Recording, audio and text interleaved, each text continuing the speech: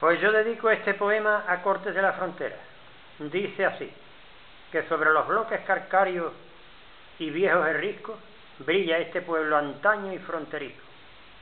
En la farda de la Mole brilla esta villa, en una de las estribaciones de Sierra Blanquilla, que como una sábana blanca en su ladera se vislumbra Cortes de la Frontera.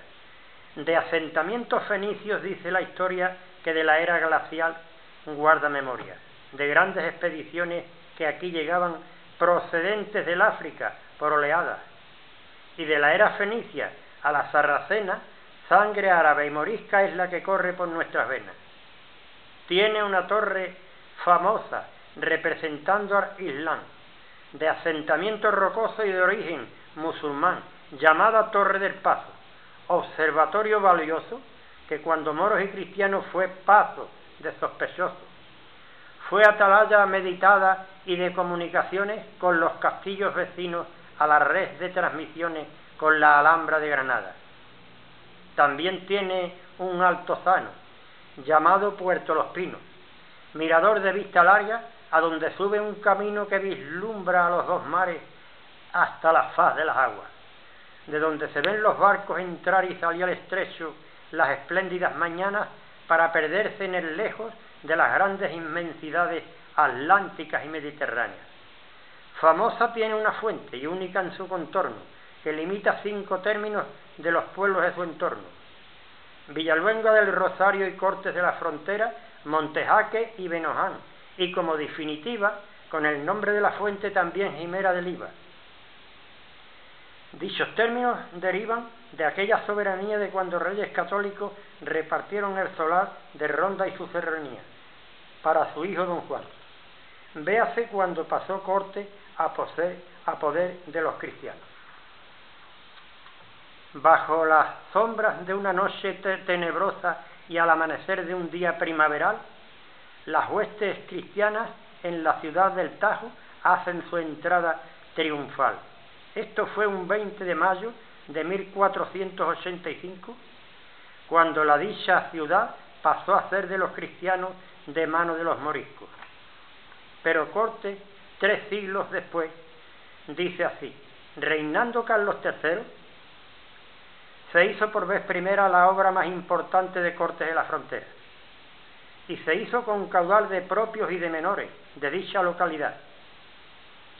Es un trabajo arquitecto de casa consistorial que se alza en monumento como a escala nacional, que en caracteres romanos en su fachada están los datos de su inauguración en 1784. En el frontispicio de dicho palacio hay un reloj inquietante que va midiendo despacio la vida del pueblo y de sus habitantes, lo que pone de manifiesto en el nombre de la ley sus heredades compradas en el siglo XVI, de sus majadas y montes distrito municipal como término de Cortes y Montes del Robledal. Cortes fue reconocido por Isabel y Fernando por obediente a sus leyes, por ser un pueblo converso desde antes de los reyes. Es por lo que Cortes tiene su término forestal mayor de la serranía Los Montes del Robledal. Y en el 1504, según dice la leyenda, en tiempos de reyes católicos se hizo esta compraventa.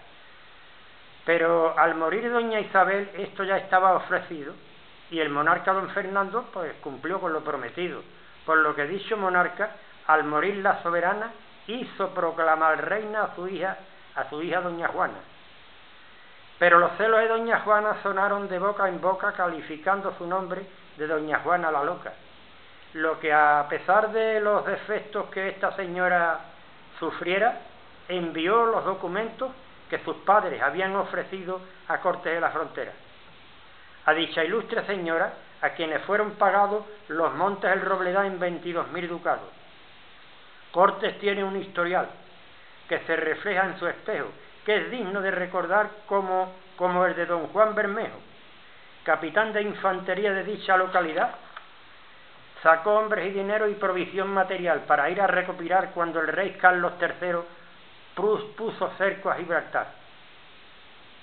Otro mito tiene Cortes, y es que en Guerra de la Independencia tuvo Cortes un cerebro, comandante de marina el insigne Valdenebro, que de las serranías de Ronda Valdenebro se repuso con un pie de voluntarios a la espera del intruso, que en una lucha encarnizada contra el invasor aplastante le hizo volver la espalda a más de 10.000 caballos y a 40.000 infantes.